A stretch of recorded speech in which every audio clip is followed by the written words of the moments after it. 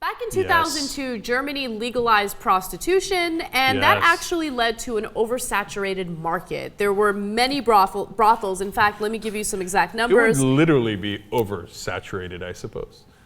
I hadn't thought of that before. But I mean, if any market is going to be oversaturated, that's not such a bad one. But anyway, yes, tell me more. So there are reportedly 3,000 red light districts or red light establishments in the country and 500 brothels in Berlin alone. It's been estimated that more than 1 million men pay for sex in Germany every day. Mach schnell.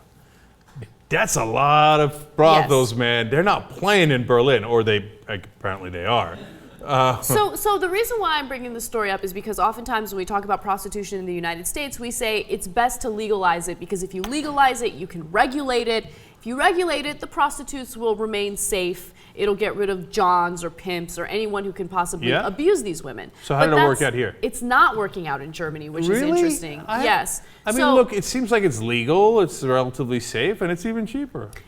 Where's the downside? So here's the problem. It's become incredibly cheap. So sex is cheaper than anywhere else. Where's the downside again? Okay, come again. Okay. All right. It's gotten so cheap that people will pay like a flat rate, right? And like in a lot of cases, women will perform acts for as little as $13. So downside. Okay, I know. So the downside is they haven't properly regulated it. So there are still prostitutes that are working in terrible conditions. They're being abused.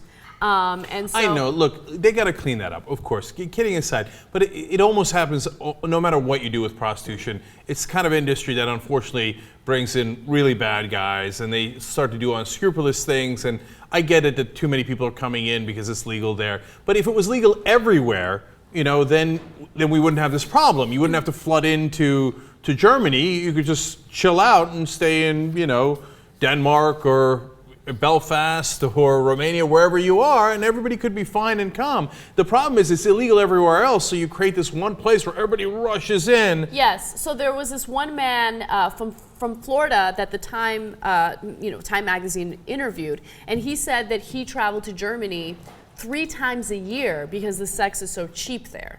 And it's also legal in the United States. Think about that, man. You're willing to travel and pay the expense of going all that travel just because you're getting some cheap ass. So, like, the amount of difference between how much you would pay in your home country and Germany has to be significant for that to be worthwhile, and apparently it is. But I also got news for you. Look, all kidding aside, what do I care, right? But I will tell you this as a fair, friendly warning. Let me put it that way. Don't ever pay $13 for a hooker. Okay, bad idea, Jeans. Okay, I mean, there's no way you're gonna get something good for $13. That's I don't know. Maybe the market's so saturated in Germany, it's awesome.